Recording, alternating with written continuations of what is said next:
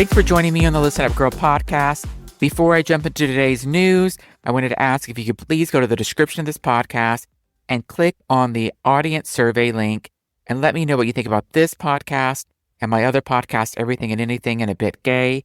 This really helps me understand who you are and what you're looking for in episodes so I can do a great 2026 season. So let's get into today's news. I'm your host, Zach Randles-Friedman, and today we're covering everything from media misinterpretation, transgender protections, to sports controversies, European legislation, and iconic LGBTQ history. Our first story is Lilly Wachowski responds to extremists misusing the Matrix. Trans filmmaker Lilly Wachowski spoke candidly about the far-right groups who have twisted the Matrix themes into political messaging that directly contradicts the film's intent. In a conversation with comedian Caleb Heron, Wachowski laughed at the loser freaks who have co-opted the red pill metaphor, calling the reinterpretations iconic and misguided. She reminded audience that the Matrix is fundamentally about identity, liberation, and self-discovery, themes rooted in her own trans experience. Her comments highlighted the broader challenge creators face as their work becomes distorted in modern political culture wars. Our next story is Minnesota jail reform after wrongly housing trans man and women's unit. Hennepin County Sheriff's Office in Minnesota has agreed to overhaul its jail policies after a trans man was improperly placed in a woman's detention unit despite having fully transitioned a decade earlier. Gender Justice filed a complaint on his behalf, arguing that the placement endangered his safety and reflected systematic failures in intake classification. As part of the resolution, the Sheriff's Office will now align housing with affirmed gender identity, implement stronger officer training, invoke intake procedures, and enhance protections for trans detainees. Advocates say the reforms are significant, but emphasize that ongoing oversight will be essential. Our next story is LGBTQ federal workers facing Lavender Scare 2.0, advocates warn.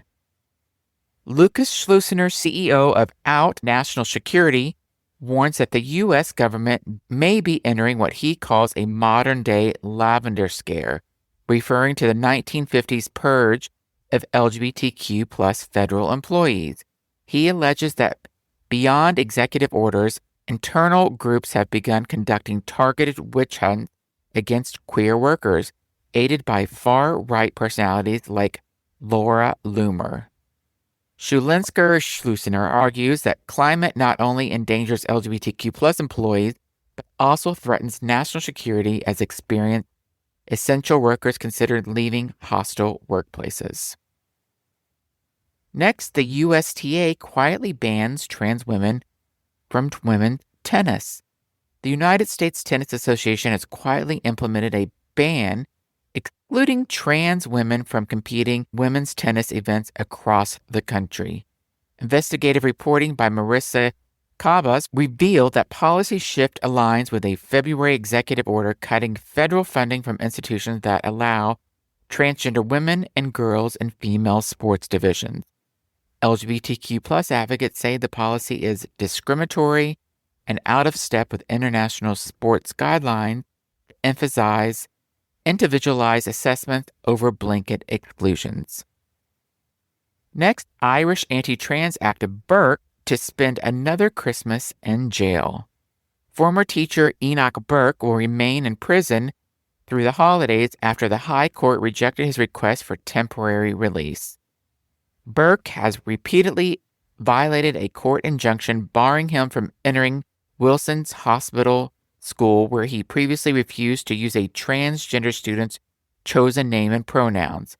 During the hearing, Burke insisted he was never in contempt of court, but the judge ruled without a guarantee of compliance he could not be released. His case has become one of Ireland's most contentious intersections of religion, education, and transgender rights.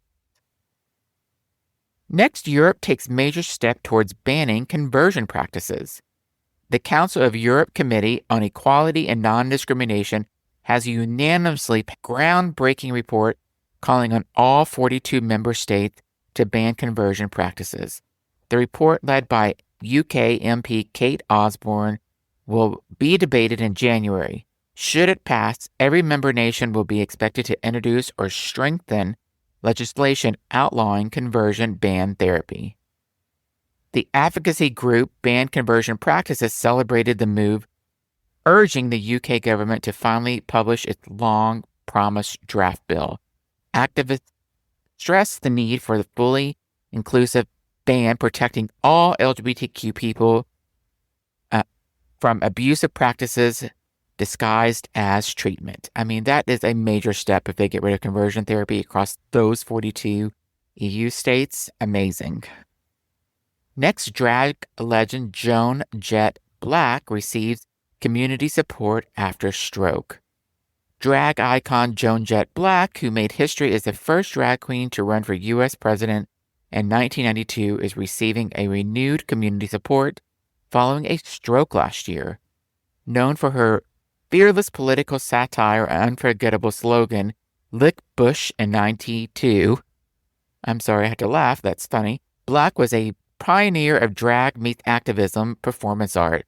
To help ongoing care costs, Willie Norris Workplace and Legends of Drag have reissued her original presidential campaign as a t-shirt with proceeds supporting her recovery. The fundraiser honors a queer elder whose groundbreaking work paved the way for today's drag performances and activists alike. And our last story today is Grindr supports GOP age verification bill, raising concerns. Grindr has announced it supports the GOP-backed App Store Accountability Act, legislation that would require parental approval and stronger age verification for downloading certain apps. While Grindr says the bill promotes user safety, digital advocates warn it could usher in widespread surveillance, data collection, and potential censorship. Critics point out that such laws often disproportionately impact LGBTQ+ youth and adults who rely on the online platforms for privacy, connection, and community, and question why a major queer company would endorse legislation tied to politicians with anti-LGBTQ records. That is something I think we need to think about a little more.